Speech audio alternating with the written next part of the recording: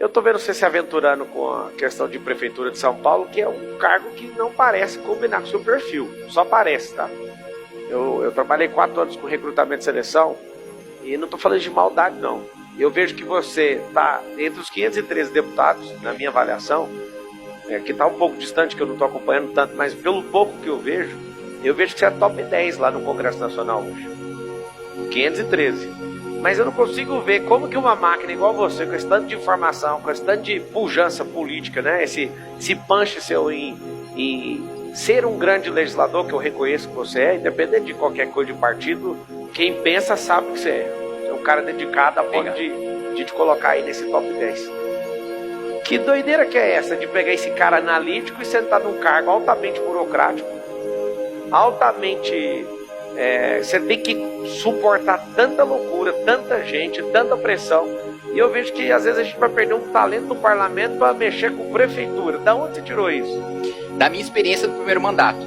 Eu sempre acreditei e eu sempre disse que preferia estar no poder legislativo para pensar a estrutura de país e para pensar a longo prazo, para pensar a Constituição, para pensar os problemas estruturais do nosso país e não o gasto do dia a dia, a folha de pagamento e não a burocracia do dia a dia do Poder Executivo, justamente por pensar que é o Legislativo que tinha mais poder de mudar as coisas no longo prazo.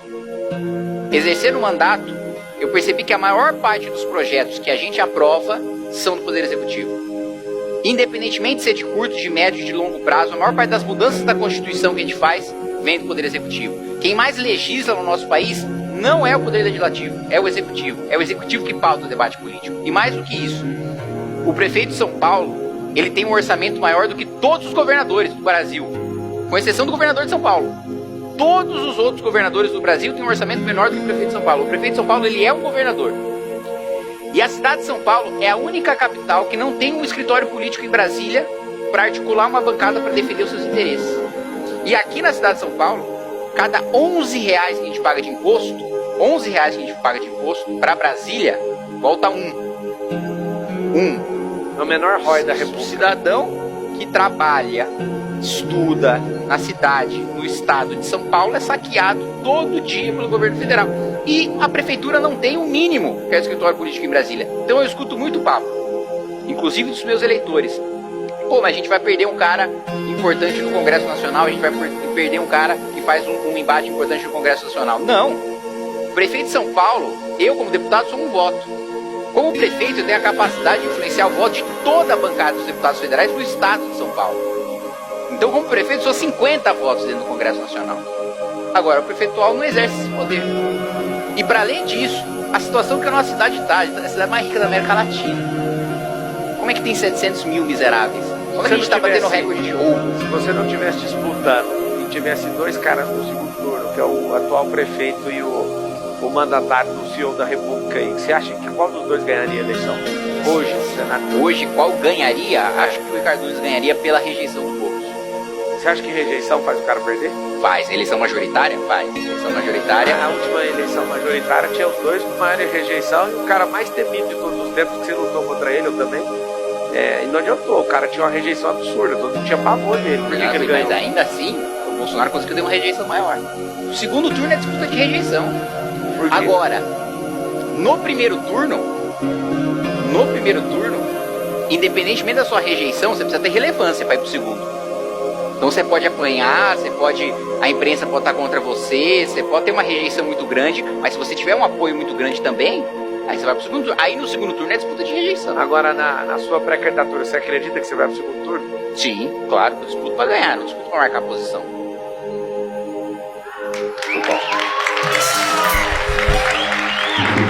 Bom, o que é a principal coisa que você acha que você pode mudar na cidade de São Paulo? Segurança.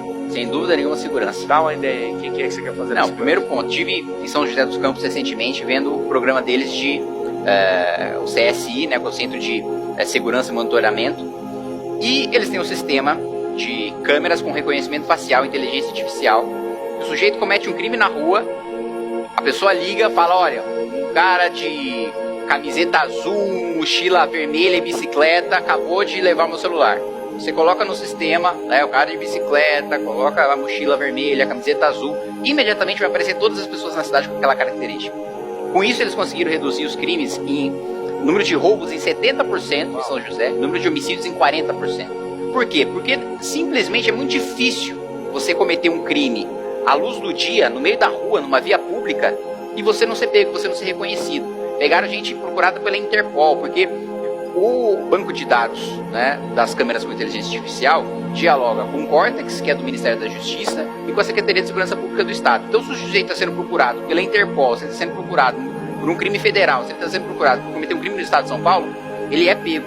E tem câmera até dentro das unidades básicas de saúde. E aí tem dois casos muito curiosos que me contaram lá, que eu achei até engraçado. Um, do traficante que foi levar a tia para uma consulta na UBS.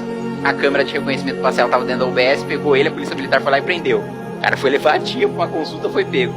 E a outra coisa, como você tem essas câmeras dentro das UPAs, que é a unidade de urgência e emergência, se o criminoso vai lá, troca tiro com a polícia, é baleado e vai para urgência e emergência para salvar a sua vida, ou ele vai para a UPA e vai ser preso, porque a câmera vai reconhecer que ele é o bandido que trocou tiro com a polícia e ele vai pra cadeia, ou ele vai morrer, porque ele não vai poder ser tratado na UPA. Então é um cerco ao crime muito forte. E aqui na cidade de São Paulo a gente sofre não só com o crime organizado, o PCC, que assim, tá tomando a cidade com a Cracolândia, agora com o escândalo dos ônibus, os contratos milionários de dinheiro do pagador de impostos da cidade de São Paulo, indo diretamente pro bolso do PCC. Mas com o crime desorganizado também.